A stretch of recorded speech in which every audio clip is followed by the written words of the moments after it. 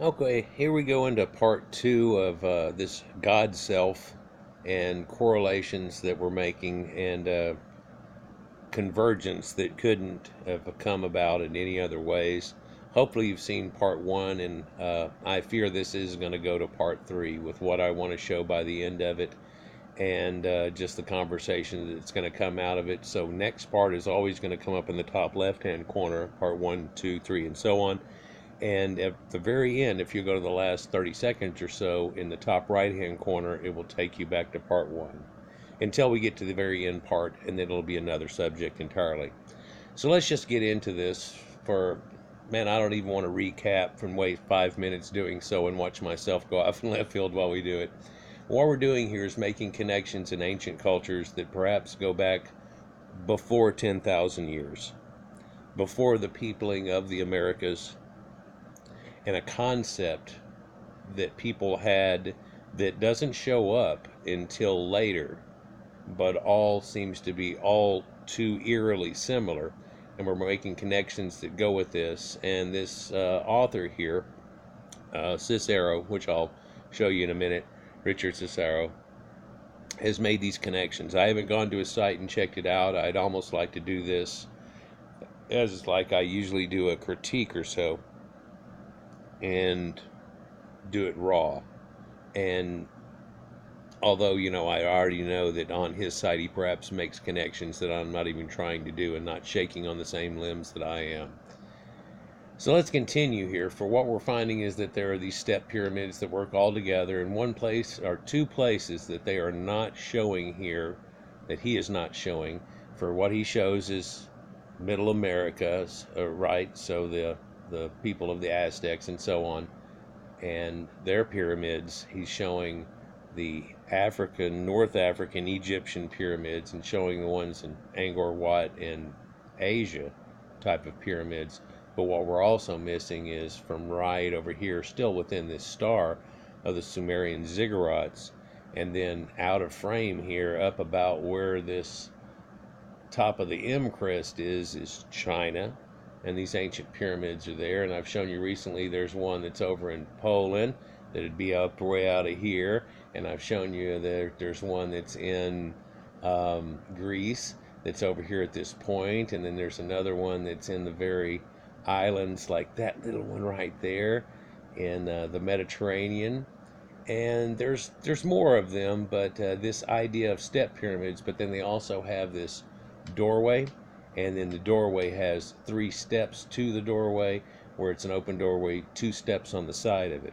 It's a simple connection we're making, but also in the pyramids you can make this connection. Master of Beasts and so on, we've been making this connection. Snake symbology, we've made this connection. Tigers, making that connection. And even animals for consumption, like early hunter-gatherers had done. And where it was when we cut off is right when we were talking about the connections and what different people had said about these different cultures and how similar this sounds whenever you get the idea out. So I'm going to go through this again real quick, but he says the basic concept of the Mayan religion and that of Mesoamerica in general is harmony of opposites. But yet in Egypt, they say, the deeply rooted Egyptian tendency is to understand the world as a series of pairs of contrast, balanced in unchanging equilibrium, like yin and yang. Egyptian thought is that totally comprises of opposites. In Asia, they tell you the ability to see the harmony is nowhere more prominent than in Indian theology.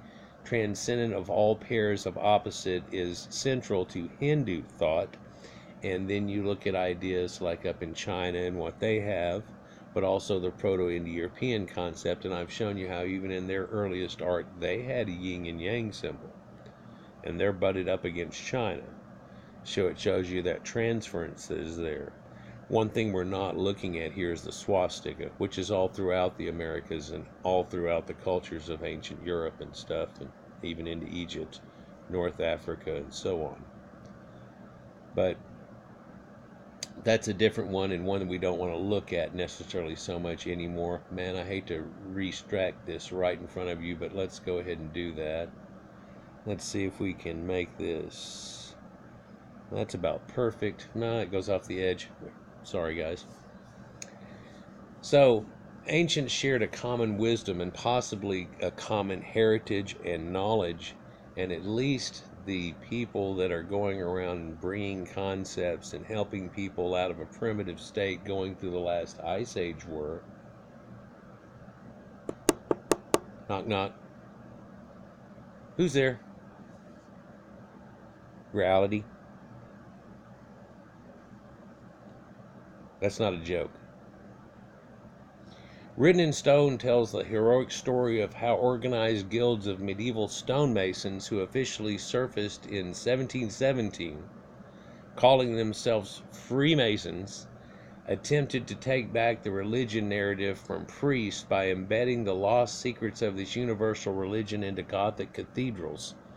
Well, actually, it was left as remnants all over the place, and even in some art and things that I've shown in some parts. Gargoyles have nothing to do with Christianity. And then he just goes on, hold on a minute, put on the brakes.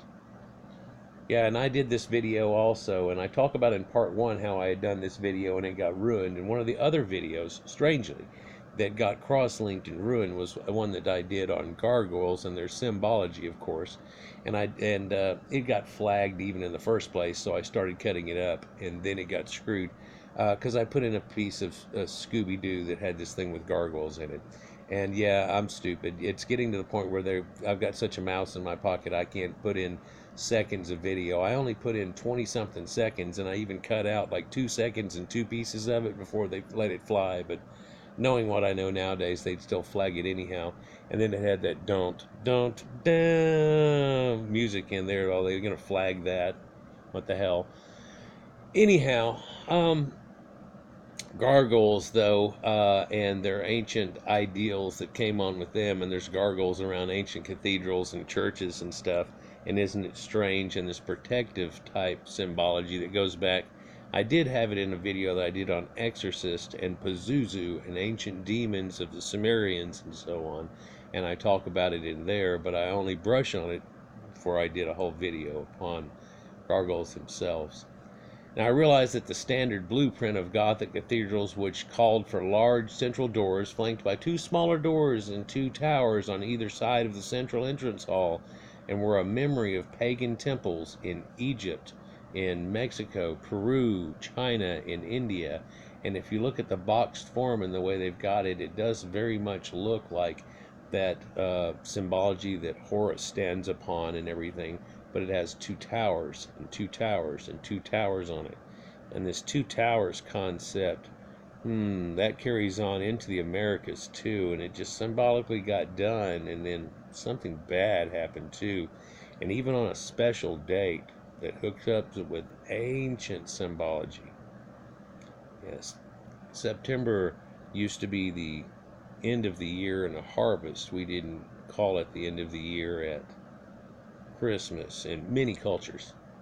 And but we found out that there's days that are missing if you're using a lunar calendar and you get out of whack from it. And what caught you back up was having about 11 or 12 days in between starting up the new calendar again, and you get that back. And so there used to be an old festival, and it's where the idea of 12 days of Christmas comes from in a later redaction whenever it's twisted around that by the Greco-Roman culture that we know about. But look at how this triptych is shown, and then it's also shown in the 3 doorways in pyramids around the world, and this convergence that's going on. The center door is the source, the soul inside the body. The twin doors are opposing bodily forces of duality that surround the soul on either side, like the little devil on one shoulder and the angel on another.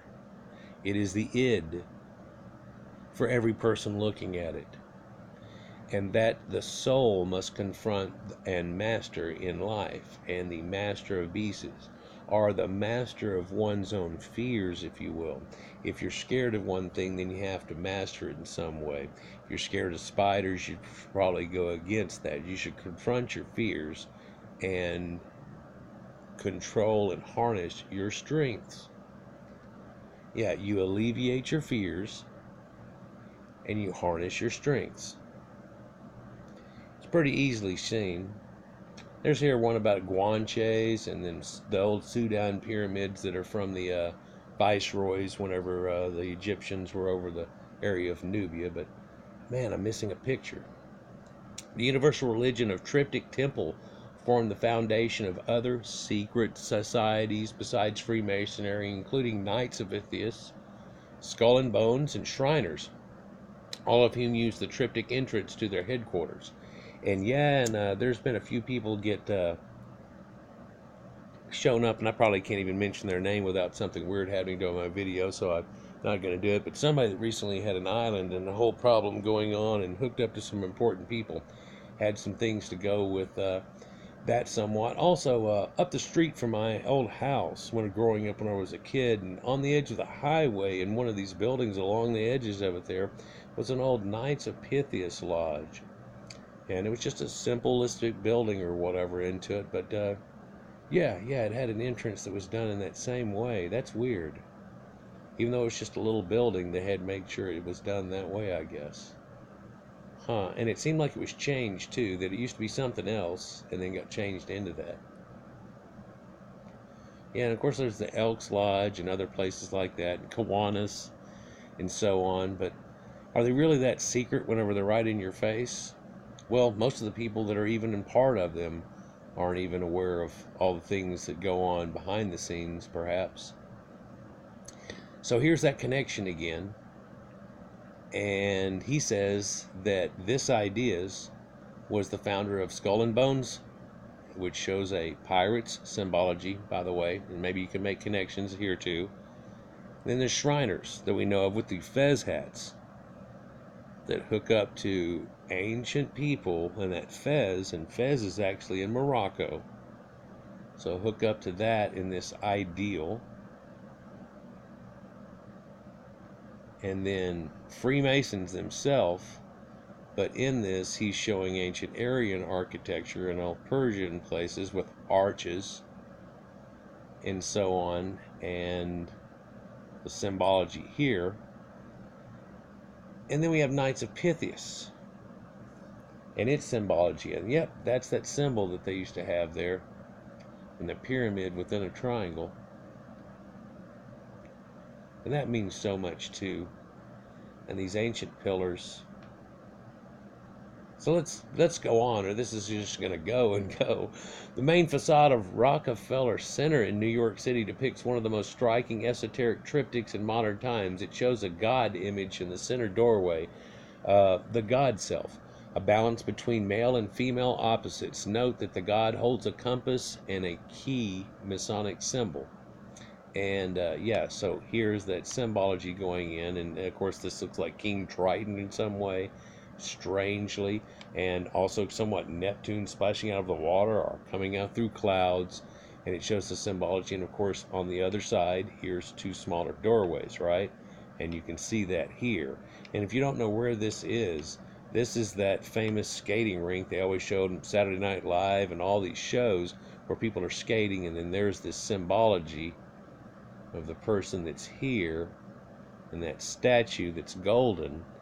And right across from here is where they have the Christmas tree every year, right?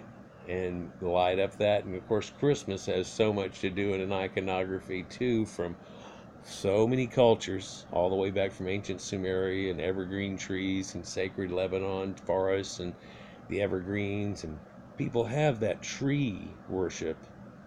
It's weird, but all the way down in areas that are somewhat desertified and stuff in the Middle East and everything. And it showed you a connection and a concept, ancient sycamores of the Egyptians and so on, that makes other connections. But let's continue. As with the triptych, the GodSelf icon represents the soul of the hero or sage or wisdom, wise man, who balances opposing bodily forces, represents the twin objects held symmetrically in each hand. The God, he balances his life. GodSelf icon upon us to develop our inner strength and spiritual potential by means of balancing the twin opposing forces within us all, through meditation, our inner reflection, and by careful cultivating our physical and mental powers. That's pretty good. You might want to pause that and try to read that again if you can get that in the screen there, or just listen to it again. It's a forward concept I don't need to add on to. The concept of an external God. So someone for that person to give an example far better than oneself, as in the familiar monotheistic and polytheistic religions, is a distraction from what I believe is the true purpose of religion, which is to recognize the eternal nature of our own spiritual being and to nurture the GodSelf within ourselves. And yeah, it's really to better all the people. And to realize that, well, let's just give it a second. If there is no God, but we just made him up, then we made somebody up that's better than what we are and could try to attain, but we try to get close to it as we can, as opposed to what we are doing. And even in a modern day, whenever a lot of this religious dogma is all gone pretty much through a mist too, and doesn't even seem to be extended anymore, people are still doing this type of thing. It may be what people were doing before, but they were also attaining bad things and stuff, and what we call paganistic beliefs nowadays, and attached to different things. And really, religion through this latest phase of it is just a culmination of ancient Sumerian beliefs, Egyptian, the people of the Mediterranean all the way around, and even it has connections into Greeks, of course, and into European and Proto-Europeans, and these people that heralded mankind. Who is it?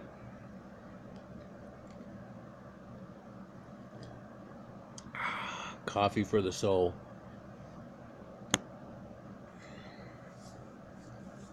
The GodSelf icon inspired the logos of companies like Starbucks. Well, you can see a lot of these concepts in things, for you can see a lot of Saturn concepts in things. Well, you can see them as simple as in Saturn, but how about the Nike swoosh and all these different ones that people go with that? But yeah, the Starbucks logo, but there's so much deeper to go with that, for that's an ancient sea goddess, and she has a double tail. And this is a female aspect of Typhon, if you will, and the reversed image of that. She has a star on her head as a crown too, and it kind of gives you a whole collective vibe to that concept. So what would Neptune's wife look like? What would her concept of be, and what would Typhon do with that? A beautiful variation of the GodSelf icon is visible at Rockefeller Center. The twin opposites are symbolized by the comedy and tragedy mask held aloft in the right and left sides of the goddess. And that is actually just another type of yin and yang symbology. And here we see this ancient goddess that has somewhat see-through of dress. Oh, risque. And it looks like the stars and spots that are all on it. And we can see that symbology through leopard pelts and ideas that are all the way back to ancient Egypt, and even what looks like the cosmic type of curtain that is going on with her, that she's holding it up, and that's what she holds up. But on the side of her are two naked women that are holding comedy and tragedy. She wears the goddess brassiere. She is a warrior, similar to a Nana or Diana, and it's odd that she and the three are done in what's known as Prussian or Egyptian blue type concept. I could go off about drama and the symbolism of that, but let's go on. Golden Age. The origins of the GodSelf icon can be traced to a golden age and a mother culture that may have existed in the prehistoric past. Yes. Some Victorian-era scholars associated that the Golden Age with Plato's Atlantis. Yes. Okay. And connect. Okay. And with ideals of the rise and fall of civilization over a period corresponding with the zodiacal precession of the equinoxes. which takes roughly 25,000 years to complete. Plato called it the Great Year, and the ancient Greeks, even before Plato, linked a great year with the season. Similar theories lay behind such phenomena as the Mayan and Aztec calendars and the Hindu Yuga concept. And we just got through going through 2012 or whatever, and how the Mayan calendar rolled around in a great roll. And I've discussed that even we have a concept that's along this idea. If we look at it, we have a wheel in the sky that keeps turning, and it turns every year, but then it has a long count and it goes back through, but then there's a count per zodiacal procession that's over 2,000 years, that we're just now coming into the dawning of the age of Aquarius out of Pisces. And the fish symbology that's shown with, Pisces, the Vesica Pisces that you see on the back of cars, and it has Oxoi written in the middle of it, or whatever, or Darwin, or whatever funny concept now. But that's a Vesica Pisces. That's a fish symbol from the age of Jesus and Pisces. Now we're back into Aquarius. But if we step back from Pisces, we're in the age of Aries and the ram and the lamb, and he was a sacrifice at the end of the lamb, heralding in the age of Pisces and having a wedding and making fish and these ideas. But if we look back at the Old Testament, we can see a changing from this bull worship, even at Mount Sinai, and changing and totally drastically against that concept, that that's no longer the idea that now you sacrifice lambs and rams and these goat herders that come out of this idea. But this is a concept that's a blending and putting upon one people something that had happened through a lot of a whole area too. This isn't just something that happened to one people that were wandering around in the desert. And there's a typology that's built into the story too. And it's not even written by the people that you think it is, but it was written by the people that were controlling the people that were living in that area at the time. And even the New Testament is done so to herald on the next age, which we actually went through too.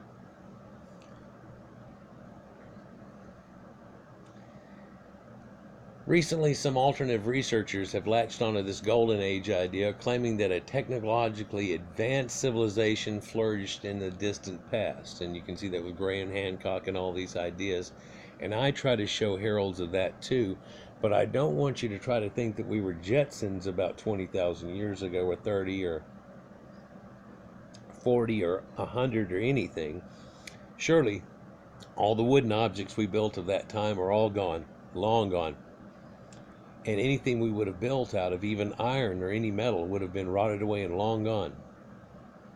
Maybe we would see weird remnants of it, but there are things that keep showing up. And I have to tell you again that I have this shelf over here. Like, I have a whole library set up, but then over here there's this Chotsky shelf. On that Chotsky shelf there are boxes that are full of this whole ancient aliens idea. For whenever I grew up and was getting into the middle of this, all of a sudden I went to go see Chariot of the Gods. Wasn't sure what we were going to see whenever we saw it, but we knew it was about da-da-da and everything, and pyramids and Nazca lines. And I had already gotten into this and seen it in books, so, oh bam, there's that dude with the accent, and he's got this whole little thing going on. And I looked hard into it.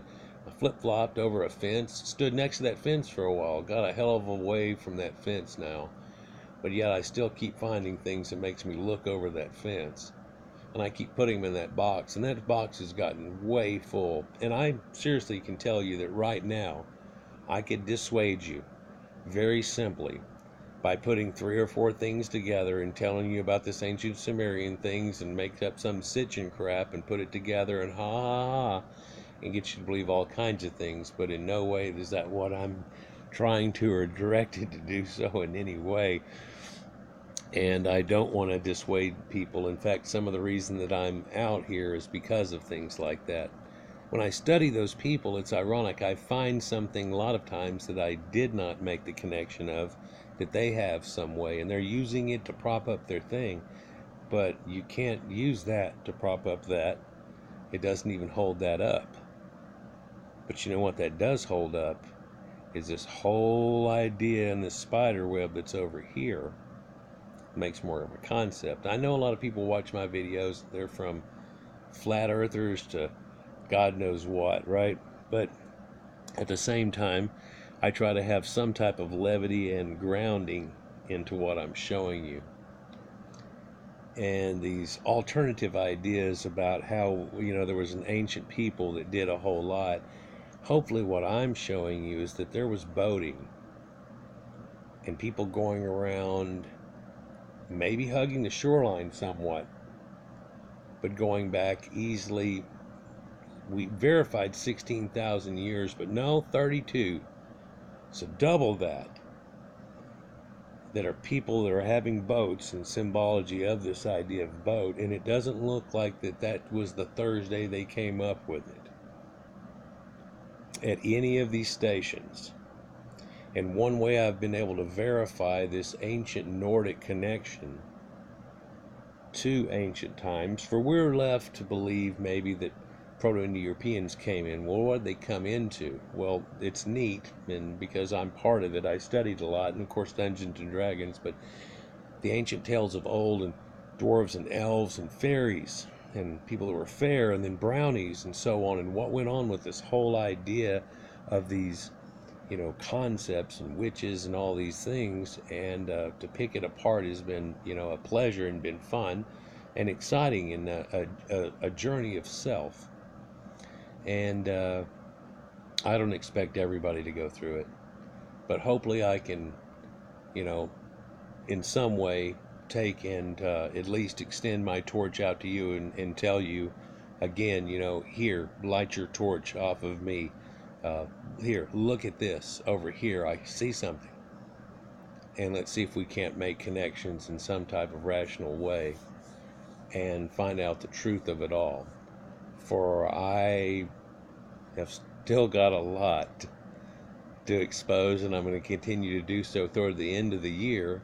And then this year I'm going to make a thing like I did last year, and this next year we'll delve into it, bringing new concepts and new showings of old concepts and the oldest of things. What I don't ever like to do is connect too much to a recent time. So Plato describes the Golden Age as a spiritually advanced civilization, not technically advanced, right? But the demise of that civilization occurs because the Atlanteans cease identifying with their divine nature, i.e. their GodSelf nature. And people have used this nowadays to try to say, well, we're trying to go away from, God, and so much of, church and woo about everything, and there's so much atheist, and people are realizing all these ancient connectives and what pagan people really had the same type of thing going on, and all of its connectives, and is that ruining it all? And no, it actually just means that you don't have to think of yourself as having something odd going on and then someone else showed you the light. For it all's together, and it's just a culmination point. I mean, to be that simple about it, right? So these recent researchers that are going into this, and some of them go too far, and I hate to pinpoint people, I really do, but Graham Hancock, here's one that's odd, and so I'm gonna give him a score of A minus, and tell you that he used to get a C 15 years ago, and then you found out he was doing ayahuasca and drugs and trying to find out things from these ancient cultures, and you're like, the dude's about to flip out and go out in left field. And what's odd is, as we go farther into it and stuff that he keeps uncovering, now he's about an A minus. And it's only because I think he makes a farther connection than I'm willing to make, or maybe I don't know exactly all the things that he knows. But surely he's not making mention of them. I'm not seeing a spark all of a sudden and a firework go off that says, oh man, okay, now that actually goes on that shelf over there again. In fact, hold on, that goes in this box. In fact, if I pull the crap out of this box like Legos, I bet I can put it to something. It's like a puzzle. Let me lay it out here, and oh, okay, this goes with this and with that. And like that puzzle, You only have to get about halfway done with it and you start to recognize, oh wait, this is an ostrich, or this is a swan, or this is a vulture, or this is an ancient symbology. It looks like a pyramid. This is 3 doorways. This is a man or a woman holding 2 creatures at the side, and they're all doing it. It's connectives. So he tells you that they lost their divine nature, though, and that's scared the hell out of people nowadays in trying to make connectives. But we're going on to the next level at like Star Trek. And if you can just imagine in your mind what people like Kirk and Spock would have been looking back at what people used to do and used to think versus what level they're at now, and don't use that as a God concept, use that as something that's easily within reach. I thought within our lifetime whenever I was a kid, but apparently within generations, and really closer to the timeline given in the show, we'll definitely be at that level at that time, hopefully, and we'll be looking back at things in a totally different light. And perhaps we will still have a God concept, but it'll be something that created the whole universe that we didn't even know before. And at one time, way back when, was just sparkles in the sky, spittled across the ocean like bubbles on the water. And they thought that we were held in a bubble, something that looks like a snow globe. And in some ways, it is. In some ways it is, with a thin veil of air around it and a much more delicate thing than we think of standing on this giant blue ball in space. Where am I at? Because, God, 32, huh? Let's see how far I can get. Anyhow, so he tells you about how they ceased and they lost their divine nature. And his quote from Plato of Timaeus was, "For many generations they obeyed the laws and loved the divine to which they were akin, but when the divine element in them became weakened and their human traits became predominant, they ceased to be able to carry their prosperity with moderation."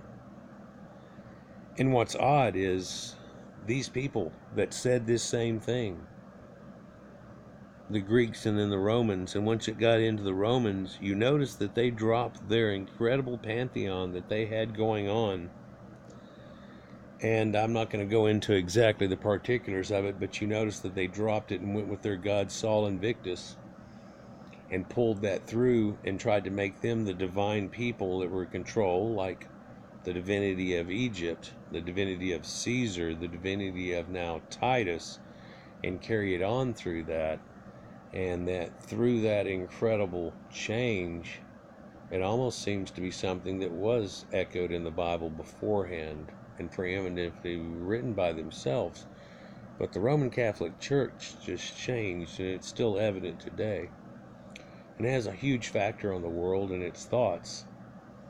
And there's a lot of people that say, well, at least I got to go along with that. It's either that or nothing. And it's not nothing in any way, shape, or form. Hopefully I've shown you that it's not nothing in any way, for it's everything. It's everything we've tried to forget. And while, yeah, we probably do want to forget some of this that I even have to bring up in certain cultures, but basically it's the history of everything and the history of the humanity and the species and the ups and downs and the yin and yang and everything. And it's quite an exciting story in reality. And we should look into that instead of believing this mythological, somewhat fairy tale that we have going on now of how it may have started versus a scientific or over scientific thought where it just talks about, okay, everybody was caveman, then all of a sudden we just bam. And that's still taught to my kids in school while I'm sitting here showing you all these ancient cultures and how it connects back. And it's amazing the, directives. It's amazing what the people push as being a concept that, you have to figure it out from here. We're going to at least give you this. It's like a pamphlet. versus a, man, it takes a library, doesn't it? It's not even in a good book or a thick novel or a series. That's why it takes so many videos to expose this stuff. I could, like I told you 3 years ago, almost 4 years ago now, if I was to just say it all straight out, A, I'd get flagged, and B, you wouldn't believe me.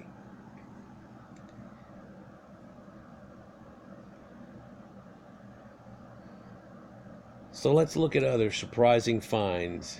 More ancient, the more advanced that they were. And we're coming up on part 3. It'll be in your top left-hand corner, but we have about 8 minutes. We notice the strange phenomenon, and we see evidence of the remnants of the Golden Age not only in the common language of symbolism left by our ancient ancestors, and perhaps the common language of Proto-Indo-European linguistics that run through all these people and have deviated now, but also in the common architecture, like the triptych temples that we've been looking at, like perhaps in the Master of Beast concept that you can easily make a connection to all these ancient people that had an idea that there was this winged people and angels and concepts that went with zodiacal things, and all works together quite well.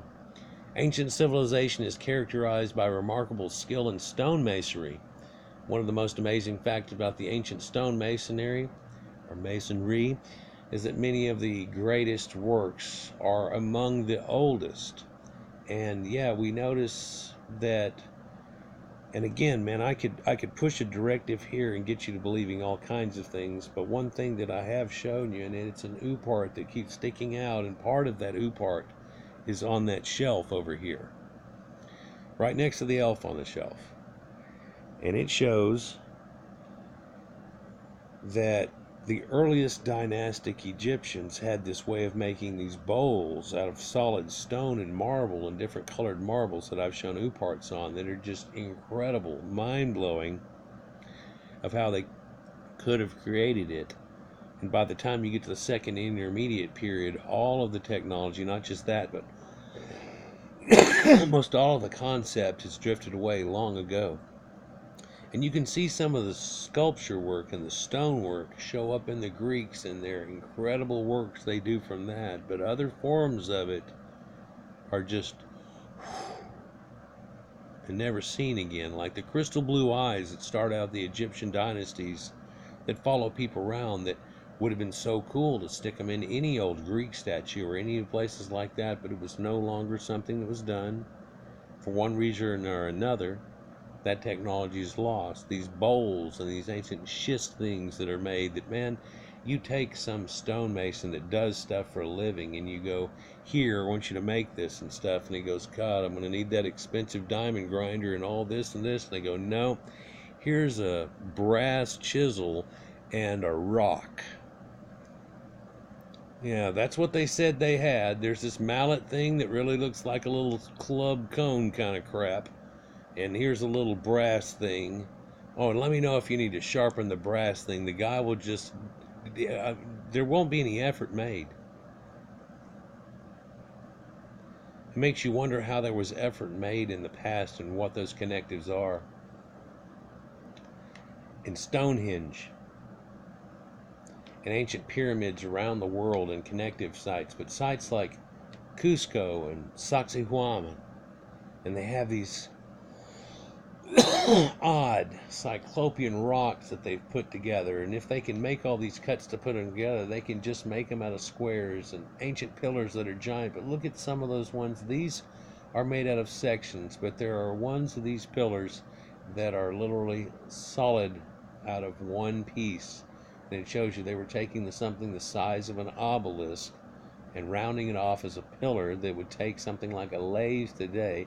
And if you said they were just laying it on the ground and doing it, my gosh, it gets to the point of certain things. But man, one thing that I have never gone into in my studies or my showings is this architect here on the ancient dams and the aqueducts that run over and stuff. For if you look at these arches, okay, just one concept, can you see these little bitty people that are down here? I mean, they look like ants.